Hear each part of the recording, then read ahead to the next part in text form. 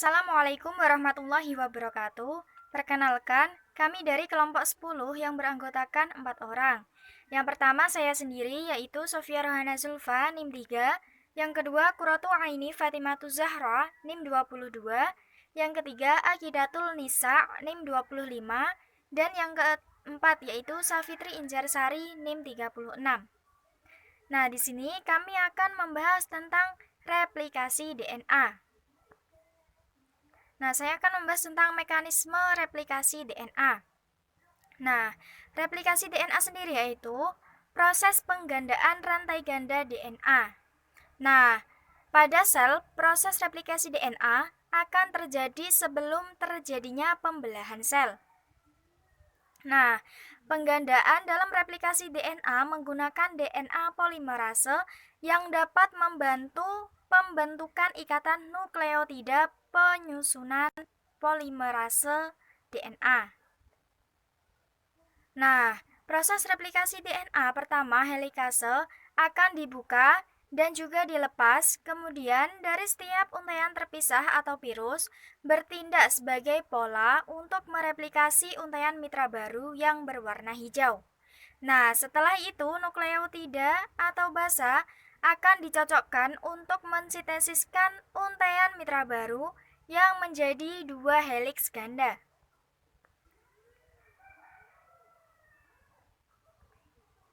Nah, lanjut.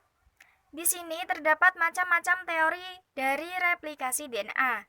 Ada 3 teori. Yang pertama yaitu teori konservatif. Nah, teori konservatif sendiri yaitu DNA bereplikasi dengan menggunakan DNA yang lama sebagai cetakan untuk DNA yang baru.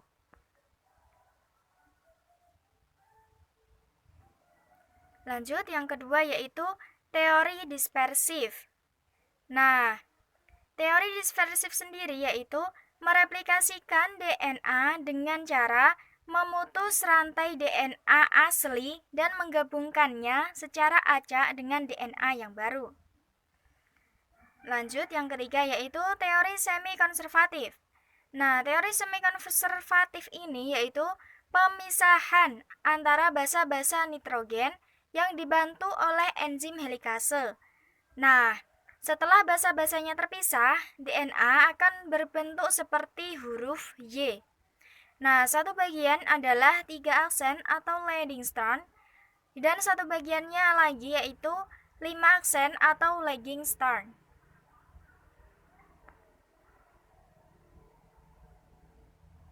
Lanjut, di sini terdapat tahap-tahap dalam proses replikasi DNA.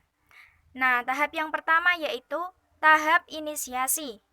Nah, enzim yang berperan dalam proses replikasi DNA menandai dengan tepat dalam waktu yang sesuai melalui siklus sel yang terjadi. Nah, pengenalan awal replikasi yang dilakukan oleh protein DNA polimerase dihasilkan dari gen DNA. Di sini dapat dilihat gambarnya ya. Lanjut. Nah, tahap selanjutnya yaitu tahap terbentuknya garpu replikasi. Ini ya, garpu replikasi. Nah, garpu replikasi sendiri yaitu struktur yang terbentuk ketika DNA bereplikasi. Nah, garpu replikasi ini dibentuk akibat enzim helikase yang memutus ikatan-ikatan hidrogen yang menyatukan kedua untaian DNA. Nah, membuat terbukanya untaian ganda tersebut menjadi 2 cabang yang masing-masing terdiri dari sebuah untaian tunggal DNA.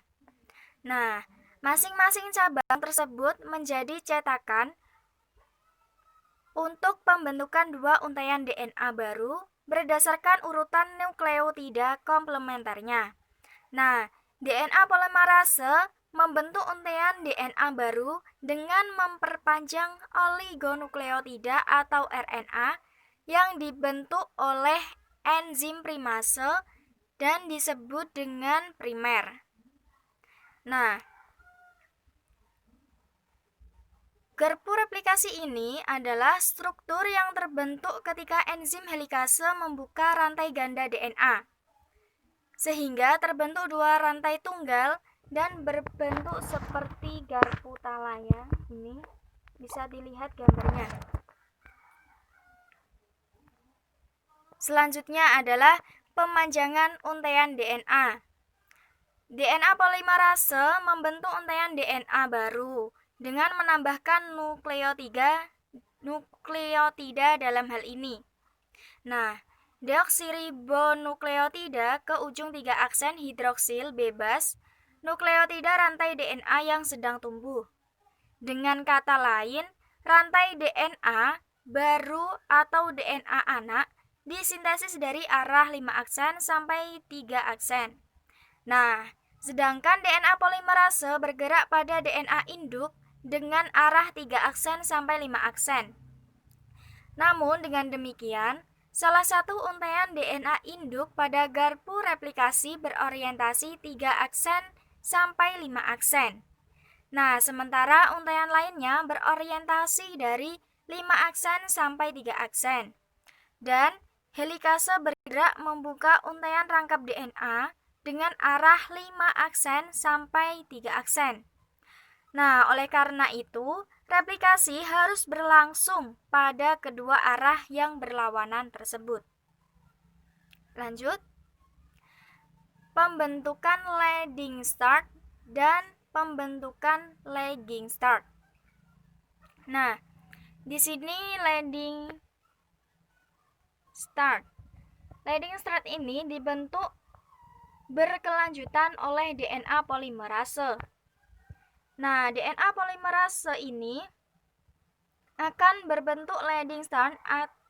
Nah, leading start ini adalah untaian pengawal, yaitu urutan DNA yang disintesis dari arah 5 ke 3 aksen.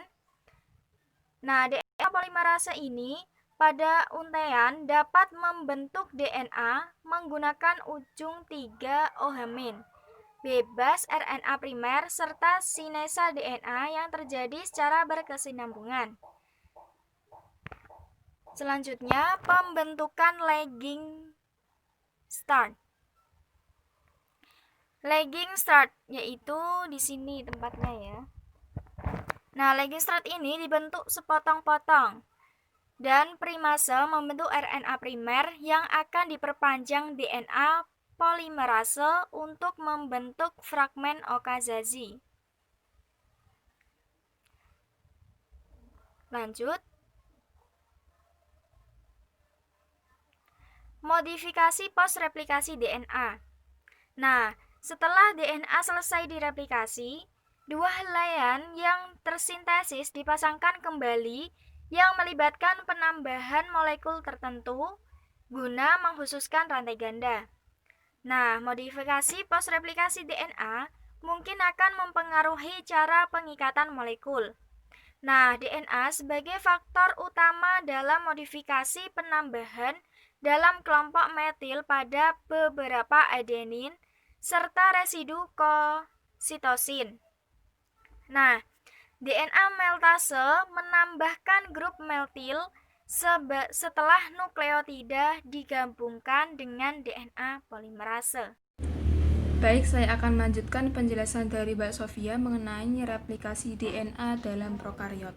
Nah, seperti yang kita ketahui sebelumnya, ini ada gambar prokariot di mana prokariot itu mengandung nukleoid berupa kromosom yang bentuknya itu molekul sirkuler yang jauh lebih sederhana dibandingkan kromosom yang ada pada eukariot, di mana pada eukariot itu kromosomnya itu berbentuk linear dan dikelilingi oleh protein. Nah, pada replikasi DNA prokariot itu terjadi di dalam sitoplasma karena sel-sel prokariot itu belum memiliki kromosom atau inti sel. Nah, kita ambil contoh di sini, salah satunya yaitu ada bakteri E. coli ya. Bakteri E. coli itu melakukan replikasi DNA sehingga dia dapat memperbanyak diri. Nah, ini merupakan gambar dari bakteri E. coli.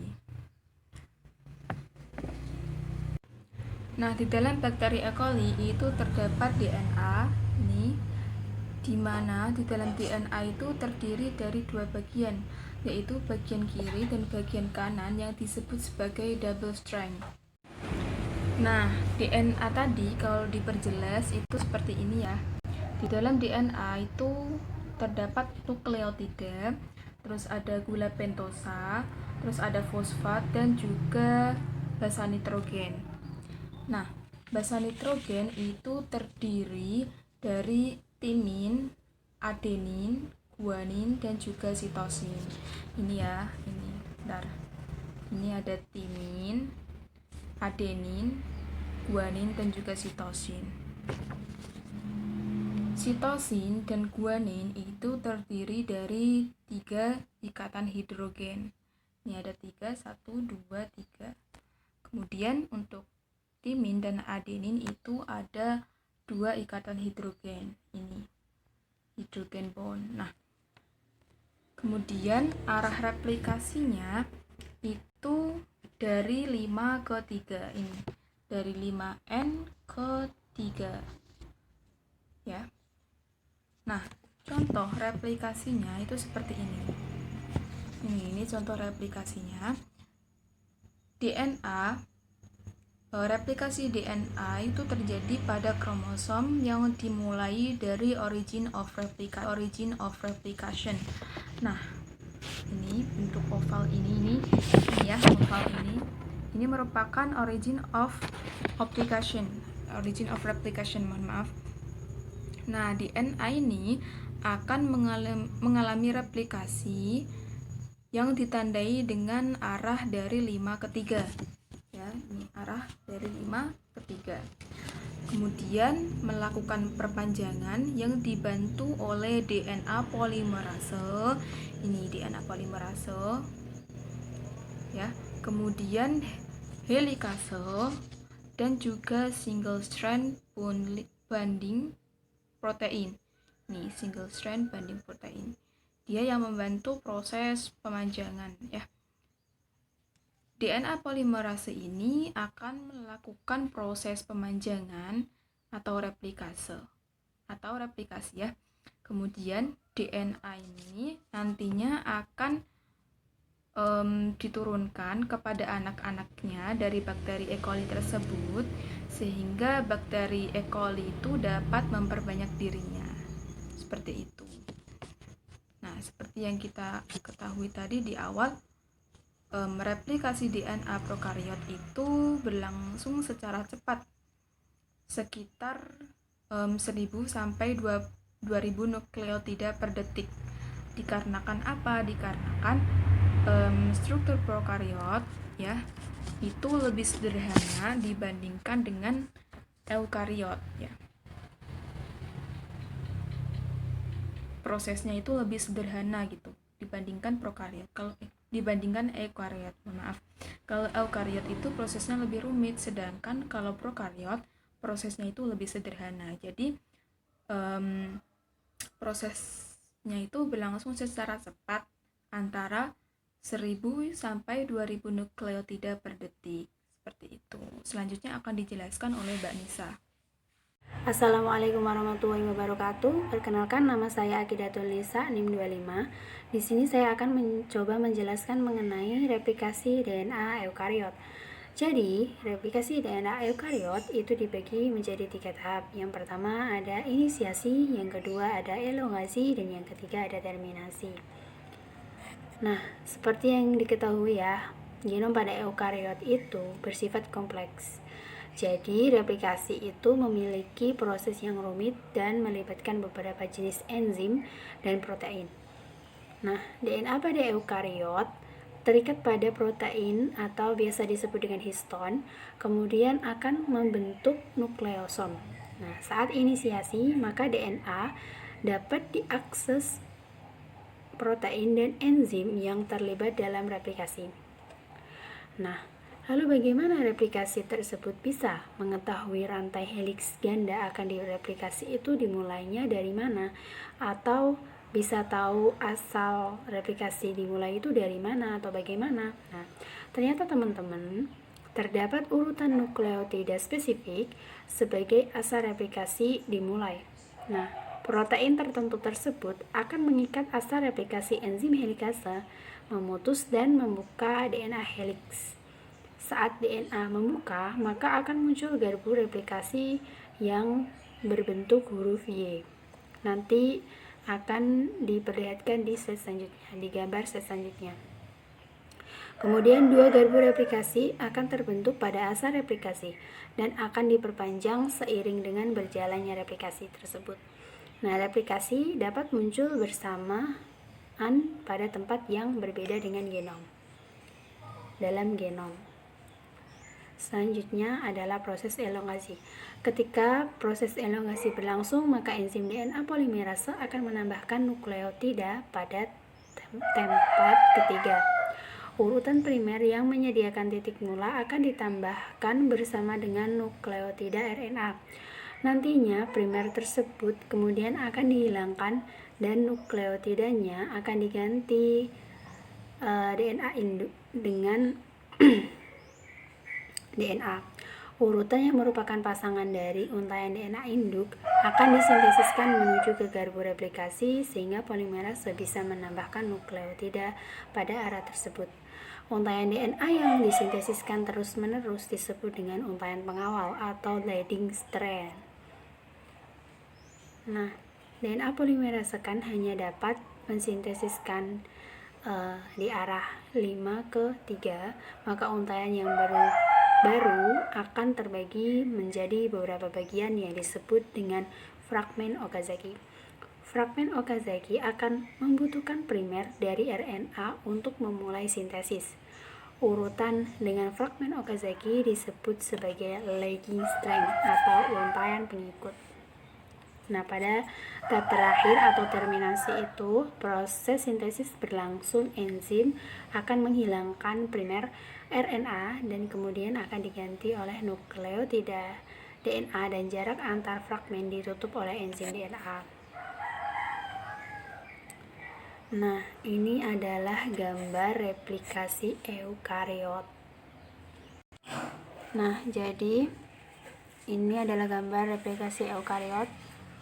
Di sini adalah tempat untaian induknya ya. Kemudian akan terbentuk garpu replikasi dengan membuka replikasi asal.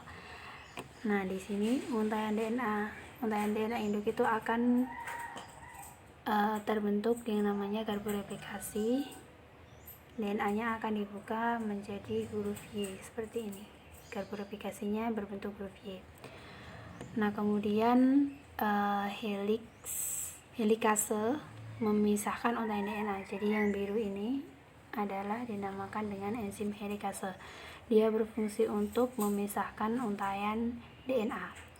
Nah, primer RNA disintesis dan dielongasikan oleh DNA polimer. Jadi ini primer RNA ini akan disintesiskan dan dielongasikan oleh DNA polimerase. Jadi dia di sini RNA primer akan dielongasikan dan disintesiskan oleh polimerase.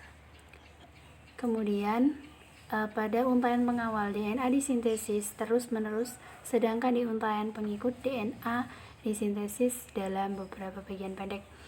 Jadi untaian pengawal atau leading strand itu dia akan disintesiskan secara terus-menerus atau berkesinambungan. Jadi prosesnya tuh ini, leading strand itu prosesnya ini, dia akan disintesiskan secara terus-menerus. Jadi proses replikasinya akan berkesinambungan sampai ke sini. Nah, terus sedangkan pada untaian lagging strand atau untaian pengikut itu DNA akan disintesiskan menjadi beberapa bagian pendek. Jadi ini ya, ini adalah proses sintesis pada lagging strand. Nah, ini adalah prosesnya, dia dibagi menjadi beberapa bagian pendek dan sehingga akan membentuk suatu Okazaki fragment.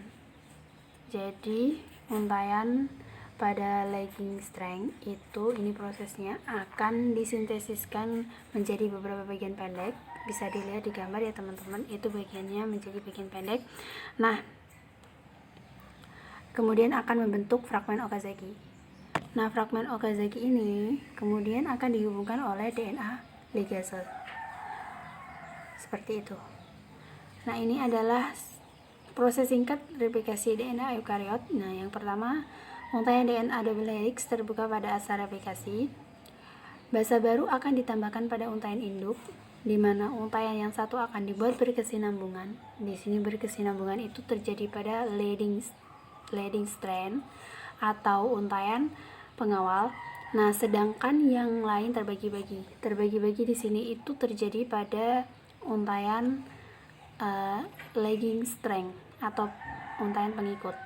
Nah, primer akan dihilangkan dan digantikan dengan nukleotida DNA baru, dan tulang belakang akan ditutup dengan DNA ligase.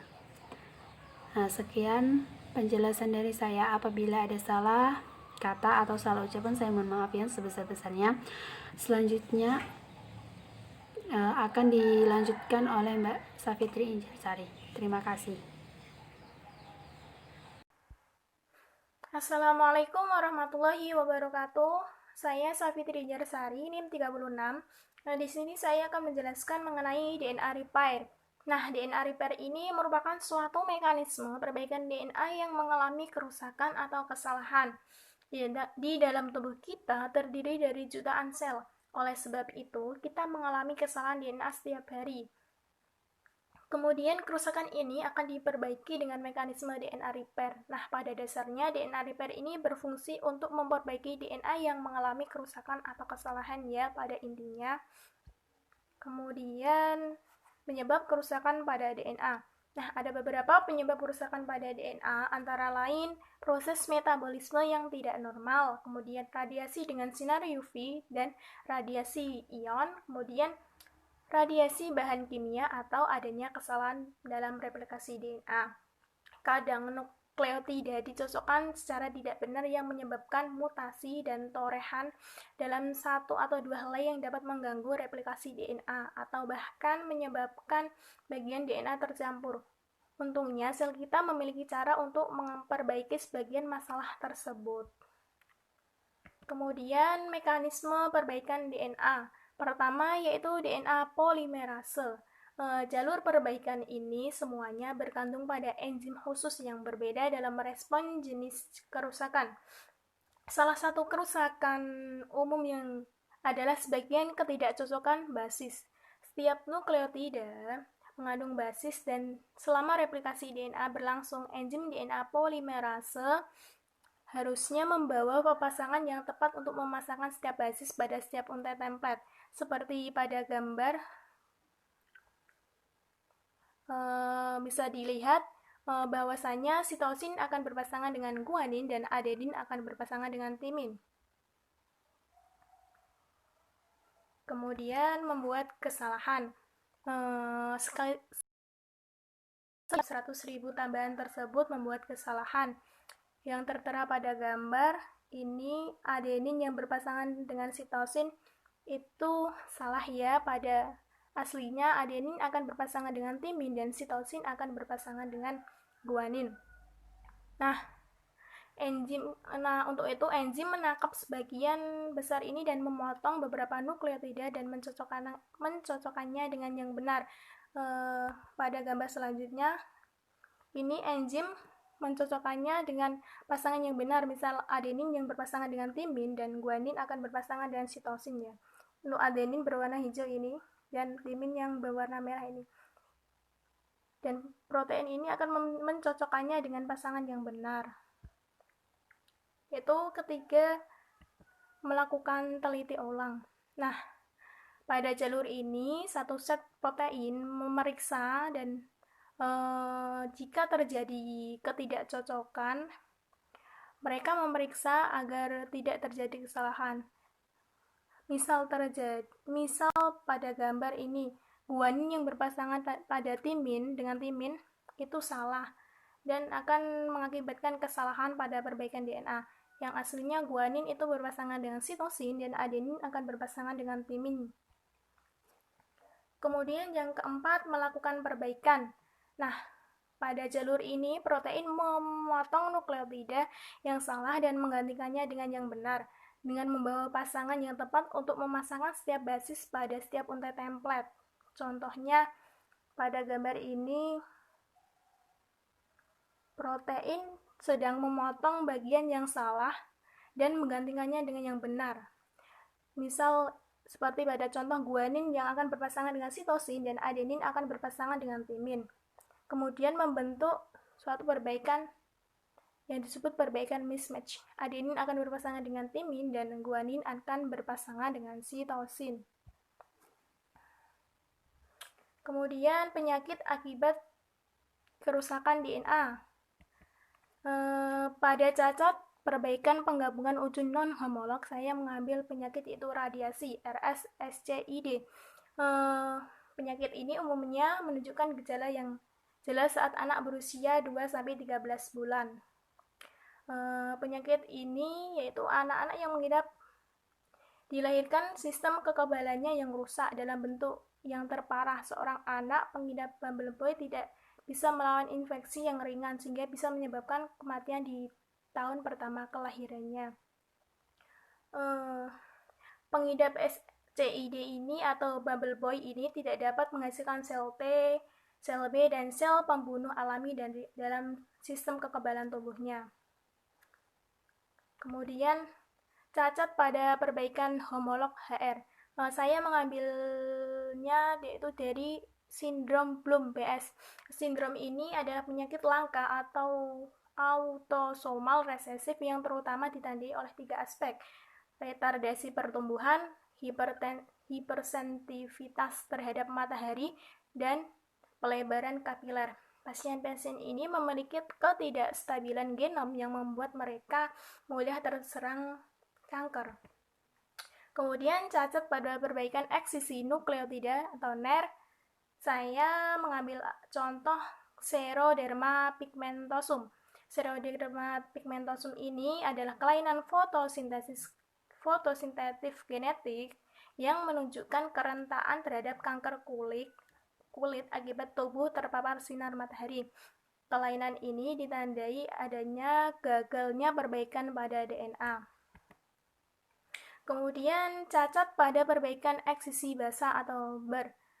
Saya mengambil contohnya poliposisi terkait MUTZH, yaitu sindrom poliposis resesif autosom. Gangguan ini disebabkan oleh mutasi pada kedua alel salinan genetik dari gen replikasi perbaikan DNA. Mutasi gen mutih ini yang diwariskan keluarga menyebabkan adanya polip di usus besar dan usus kecil, sehingga berisiko terkena penyakit kanker usus besar, kanker kandung kemih, dan kanker ovarium.